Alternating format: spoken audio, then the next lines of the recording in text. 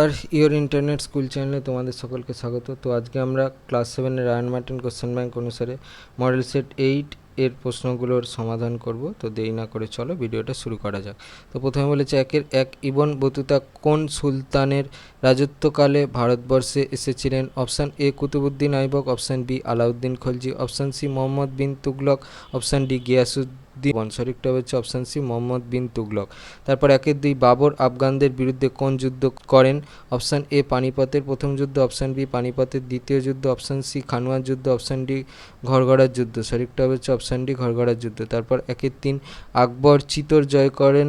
Option A 1556 খ্রিস্টাব্দে, option B 1576 খ্রিস্টাব্দে, option C 1568 খ্রিস্টাব্দে, অপশান ডি 1668 খ্রিস্টাব্দে। সঠিকটা হচ্ছে অপশান সি 1568 খ্রিস্টাব্দে। তারপর 2 বলেছে আশরাফি কি? উত্তরটা হচ্ছে মুঘল আমলে প্রচলিত মুদ্রার নাম। তারপর 2 দিল্লির কোন সুলতান প্রথম খলিফার অনুমোদন লাভ করেন? উত্তরটা হচ্ছে ইলতুৎমিশ। তারপর 2 বাহমানি রাজ্যের দেশীয় অভিজাতদের কি বলা হয়? উত্তরটা হচ্ছে দক্ষিণী।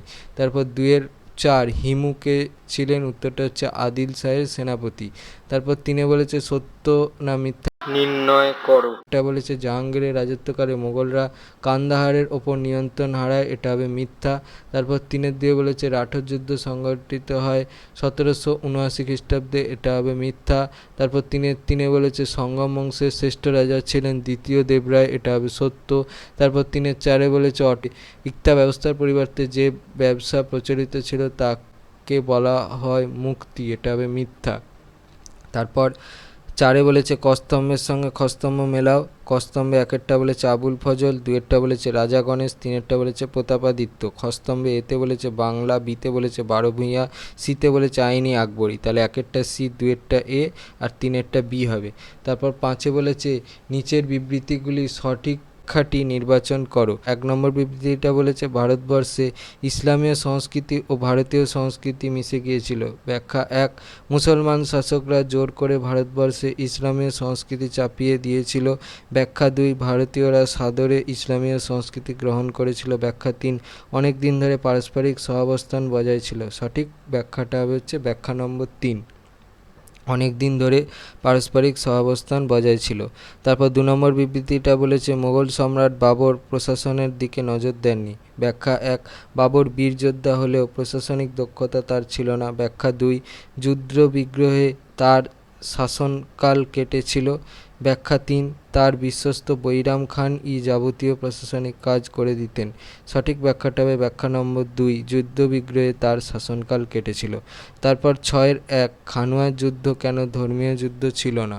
মেওয়াড়ের রাণা সংগ্রাম সিংহ রাণা সং রাজপুতদের নেতৃত্ব দেন। যুদ্ধ শুরু হওয়ার আগে বাবর মুঘল যোদ্ধাদের বলেন এই যুদ্ধ তাদের ধর্মের লড়াই, তারা হলেন ধর্মযোদ্ধা বা গাজী। আসলে এভাবে তিনি সকলকে জোটবদ্ধ করার চেষ্টা করেছিলেন। আবার উত্তর ভারত থেকে বাবরকে হটানোর জন্য কয়েকজন মুসলমান শাসকও রাজপুতদের সঙ্গে যোগ দেন। কাজেই এই যুদ্ধ ধর্মীয় যুদ্ধ ছিল না। তারপরে হচ্ছে 6-2 বারোভূঁইয়া বলতে কাদের বোঝায়?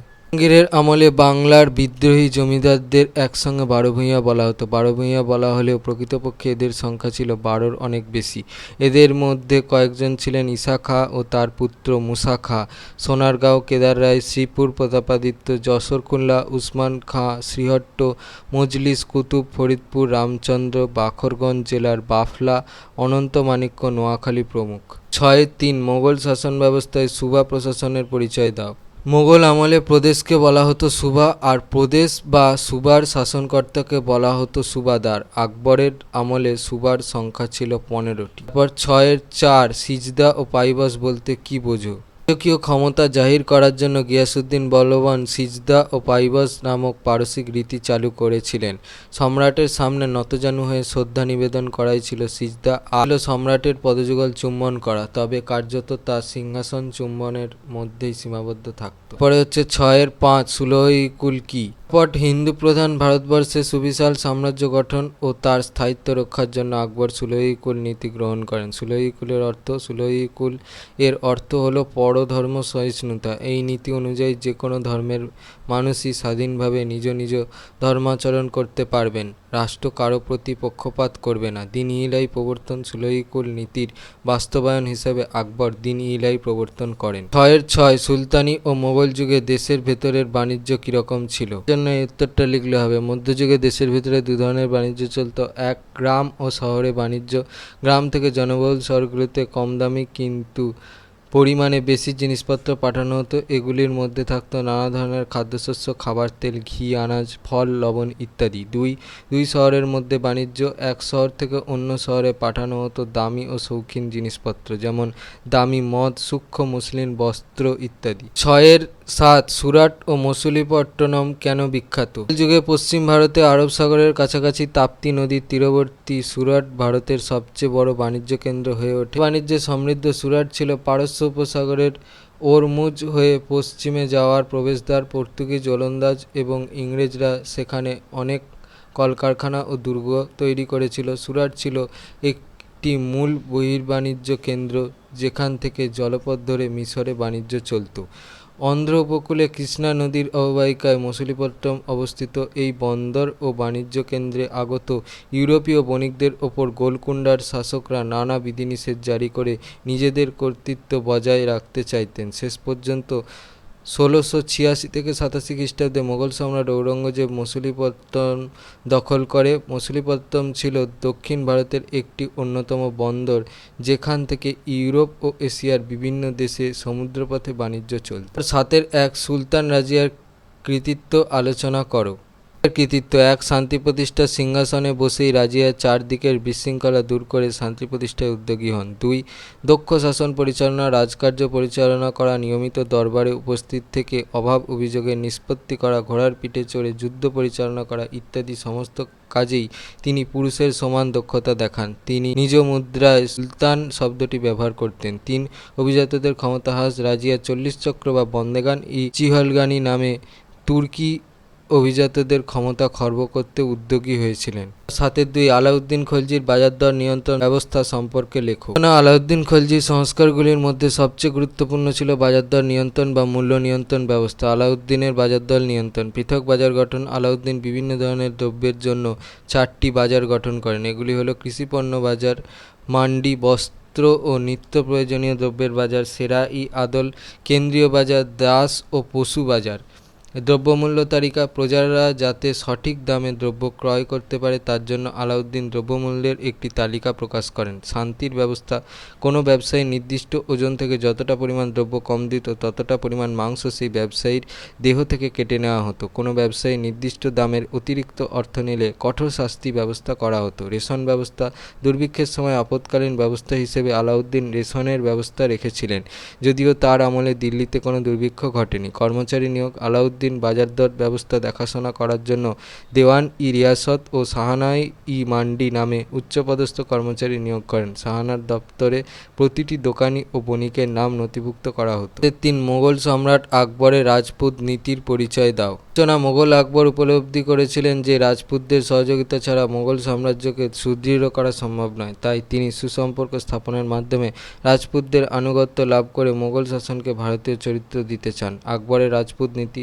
1 বৈবাহিক সম্পর্কের দ্বারা আকবর নিজে অম্বররাজ বিহারী মল্লের কন্যাকে বিয়ে করেন এবং নিজ পুত্রের সঙ্গে ভগবান দাসের কন্যার বিবাহ দেন। ধীরে ধীরে মাওয়ার, বিকানির, বুন্দি, রণথঞ্জোর প্রভৃতি রাজ্যগুলিও আকবরের বশ্যতা মেনে নেয়। 2 সামরিক শক্তি প্রয়োগের দ্বারা। মেবারের সিসোদিয় বংশের রানা উদয় সিংহ এবং তার পুত্র রানা প্রতাপ আকবরের বশ্যতা স্বীকারে রাজি ছিলেন না। মেবারের রাজধানী চিতোর দখলের জন্য 1567 খ্রিস্টাব্দে উদয় সিংহের সঙ্গে এবং 1576 খ্রিস্টাব্দে রানা প্রতাপের সঙ্গে আকবরের হলদিঘাটে যুদ্ধ হয়। উচ্চপদে নিয়োগের মাধ্যমে মোগল সেনাবাহিনী ও রাজস্ব ব্যবস্থাকে সুদৃঢ় করার জন্য আকবর রাজপুতদের সামরিক ও অসামরিক উচ্চপদে নিয়োগ করেন।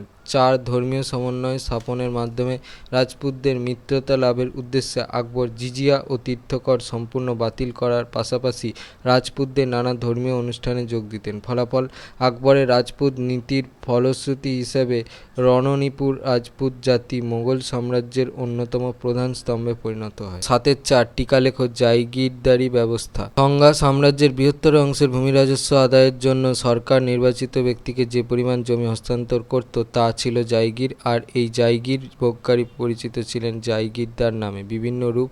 মোগল আমলে বণ্টিত বিভিন্ন জায়গির ছিল: 1 তনখা জায়গির, যে সমস্ত কর্মচারীদের নগদ বেতনে জায়গির দেওয়া হতো সেগুলি পরিচিত ছিল তনখা জায়গির নামে। 2 ওয়াতন জায়গির, যখন জমিদাররা বংশানুক্রমে নির্দিষ্ট জমি ভোগদখল করতেন তখন তা পরিচিত ছিল ওয়াতন জায়গির নামে। 3 মাসরুত জায়গির, বিশেষ ব্যক্তিকে বিশেষ পদের জন্য যেটুকু জমি দেওয়া হতো তা ছিল মাসরুত জায়গির। 4 ইনাম জায়গির, জ্ঞানীগুণী বা ধর্মপ্রাণ ব্যক্তিদের পুরস্কার হিসেবে যেটুকু জমি দেওয়া হতো তা ইনাম জায়গির নামে পরিচিত ছিল। জায়গিরদারি সংকট সৃষ্টি। ঔরঙ্গজেবের আমল থেকেই জায়গিরদারি ব্যবস্থার সংকট দেখা দেয়। এর কারণ মূলত 1 জায়গিরদারদের রেষারেষি ও স্বার্থপরতা, 2 জায়গিরদারদের জমা কাগজে কলমে দেখানো রাজস্ব ও হাসিলের আদায়কৃত প্রকৃত রাজস্বর মধ্যে তফাৎ। ফলস্বরূপ জায়গিরদারি সংকট তীব্র রূপ ধারণ করে। 8-1 মধ্যযুগে দিল্লির সুলতানি শাসকরা কখন এবং কোন কোন শহর গড়ে তুলেছিল? শহরের নাম প্রতিষ্ঠাতা রাজবংশ সময়: 1 কিলারাই পিথোরা পৃথ্বীরাজ চৌহান রাজপুত আনুমানিক 1180 খ্রিস্টাব্দ। 2 সিরি আলাউদ্দিন খলজি তুর্কি আনুমানিক 1303 খ্রিস্টাব্দ। 3 তুগলকাবাদ গিয়াসউদ্দিন তুগলক তুর্কি আনুমানিক 1321 খ্রিস্টাব্দ। 4 জাহানপনাহ মোহাম্মদ বিন তুগলক তুর্কি আনুমানিক 1325 খ্রিস্টাব্দ। 5 ফিরোজাবাদ ফিরোজ শাহ কোটলা ফিরোজ শাহ তুগলক তুর্কি আনুমানিক 1354 খ্রিস্টাব্দ। 6 দিনপনাহ শেরগাঁও পুরনো কেল্লা হুমায়ুন শেরশাহ মুঘল সুর আফগান আনুমানিক 1533 খ্রিস্টাব্দ আনুমানিক 1540 খ্রিস্টাব্দ। 7 শাহজাহানাবাদ শাহজাহান মুঘল আনুমানিক 1639 খ্রিস্টাব্দ। 8-2 হাবশি কারা। বাংলায় ইলিয়াস শাহী বংশের অবদান উল্লেখ করো। ইলিয়াস শাহী এবং হোসেন শাহী শাসনের মাঝে বাংলায় আবিসিনীয় সুলতানরা শাসন করেছিলেন। এরা আফ্রিকার আবিসিনিয়া বা ইথিওপিয়া থেকে এসেছিলেন। বাংলায় এদের হাবশি বলা হয়। ইলিয়াস শাহী বংশের অবদান। রাজনৈতিক ক্ষেত্রে শামসুদ্দিন ইলিয়াস শাহ প্রতিষ্ঠিত বাংলার স্বাধীন সুলতানি প্রায় 100 বছরেরও বেশি সময় স্থায়ী হয়েছিল। চীনের মিন সম্রাট, পারস্যের সম্রাট এবং মদিনার শাসকের কাছে ইলিয়াস শাহী সুলতানরা দূত পাঠিয়েছিলেন। সামাজিক ক্ষেত্রে ইলিয়াস শাহী সুলতানগণ বাংলায় হিন্দু মুসলমান নির্বিশেষে সকলের জন্য এক ধর্মনিরপেক্ষ শাসন ব্যবস্থা গড়ে তুলেছিলেন। প্রশাসনিক ক্ষেত্রে প্রশাসনের বিভিন্ন পদগুলিতে এই সময় যোগ্য হিন্দুদেরও নিয়োগ করা শুরু হয়েছিল। হিন্দু জমিদারদের রাজস্ব আদায় এবং হিন্দু গ্রাম প্রধানদের গ্রামীণ শাসন পরিচালনার দায়িত্ব দেওয়া হয়। ক্ষেত্রে মোল্লাদের প্রচারে এই সময় ইসলামের প্রসার ঘটে। তাছাড়া সুফি সাধকদের সাম্যের বাণীতে আকৃষ্ট হয়ে নিম্নবর্ণের বহু নির্যাতিত হিন্দু ইসলাম গ্রহণ করে।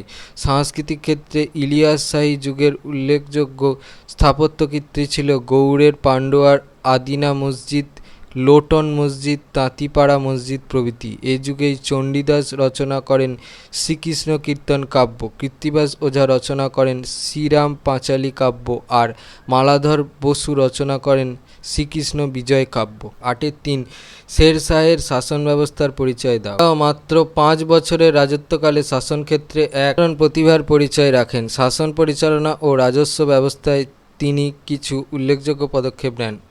কেন্দ্রীয় শাসন। কেন্দ্রীয় শাসন ব্যবস্থায় সম্রাট সর্বোচ্চ আসনের অধিকারী ছিলেন। দেওয়ান-ই উজিরাত, দেওয়ান-ই আর্জ, দেওয়ান-ই রিসালাত এবং দেওয়ান-ই ইনসা নামে 4 গুরুত্বপূর্ণ মন্ত্রীর সাহায্যে তিনি তার শাসনকার্য পরিচালনা করতেন। প্রাদেশিক শাসন। সুশাসন প্রতিষ্ঠার জন্য তিনি সমগ্র সাম্রাজ্যকে 47টি সরকার বা প্রদেশ, প্রতিটি সরকারকে কতকগুলি পরগনার, প্রতিটি পরগনাকে কতকগুলি গ্রামে ভাগ করেন। প্রতিটি সরকারের শাসনকাজ দেখতেন সিকদারান এবং মুনসেফান। পরগনা শাসনকাজ দেখতেন চৌধুরী, পাটোয়ারি, কানুনগো, আমিন প্রমুখ। তারপর রাজস্ব ও শুল্ক ব্যবস্থা। শেরশাহ সাম্রাজ্যের সমস্ত জমি জরিপ করে জমির উর্বরতা শক্তির উপর নির্ভর করে রাজস্ব আদায় করতেন। রাজস্ব আদায় করা হতো উৎপন্ন ফসলের 1/3 বা 1/4 অংশ। শেরশাহ কৃষককে জমির অধিকার হিসেবে পাট্টা নামে একটি দলিল দিতেন। এই পাট্টায় কৃষকের নাম, জমির কৃষকের অধিকার, কৃষককে কত রাজস্ব দিতে হবে প্রভৃতি লেখা থাকত। তার বদলে কৃষক রাজস্ব দেওয়ার কথা কবুল করে কবুলিয়ত নামে অন্য একটি দলিল সরকারকে দিত। ব্যবসা বাণিজ্যের উন্নতির জন্য সম্রাট অবৈধ অভ্যন্তরীণ শুল্ক প্রাচীর তুলে দেন এবং রুপি ও দাম নামক স্বর্ণমুদ্রার প্রচলন করেন। বিচার ও সামরিক ব্যবস্থা। সম্রাট ছিলেন সর্বোচ্চ বিচারক। বিচারের ক্ষেত্রে সকলকে সমান চোখে তিনি দেখতেন। তিনি সেনাবাহিনীর ওপর নিয়ন্ত্রণ রাখতে দাগ ও হুলিয়া ব্যবস্থা চালু করেন। জনহিত কাজকর্ম। শেরশাহ যোগাযোগ ব্যবস্থার উন্নতি ঘটাতে বাংলার সোনারগাঁ থেকে উত্তর পশ্চিম সীমান্তে পেশোয়ার পর্যন্ত একটি সড়ক নির্মাণ করেন, যার নাম ছিল সড়ক-ই-আজম অর্থাৎ জিটি রোড। এছাড়া আগ্রা থেকে যোধপুর এবং চিতোর পর্যন্ত ও লাহোর থেকে মুলতান পর্যন্ত কতকগুলি রাস্তা তৈরি করেন। পথিক ও বণিকদের বিশ্রামের সুবিধার জন্য রাস্তার ধারে সরাইখানা ও জনগণের কল্যাণে ঘোড়ার মাধ্যমে ডাক যোগাযোগ ব্যবস্থার উন্নতি করেছিলেন। মূল্যায়ন। শেরশাহ 5 বছরের শাসন ব্যবস্থায় যে আধুনিকতার ছাপ রেখে যান তা পরবর্তী শাসকদের কাছে পথ নির্দেশক স্বরূপ ছিল। তোমাদের ইতিহাসের ক্লাস 7-এর Ryan Martin and question bank অনুসারে মডেল সেট 8 এর সলিউশন। এরকম যদি তোমরা বাকি মডেলের সলিউশনের ভিডিওগুলো দেখতে চাও, অর্থাৎ মডেল 1 থেকে মডেল 7-এর, দেখবে এই ভিডিও ডিসক্রিপশানে ক্লাস 7 হিস্ট্রি বলে প্লেলিস্ট দেওয়া আছে। এছাড়াও তোমরা আমাদের চ্যানেলে গিয়ে প্লেলিস্ট সেকশানে ক্লাস 7 হিস্ট্রি বলে প্লেলিস্টটা খুঁজলে সেখানেও এই সেকেন্ড সামেটিভের মডেল 1 থেকে মডেল 7 এর কোশ্চেন সেটগুলোর সলিউশন তোমরা দেখতে পেয়ে যাবে।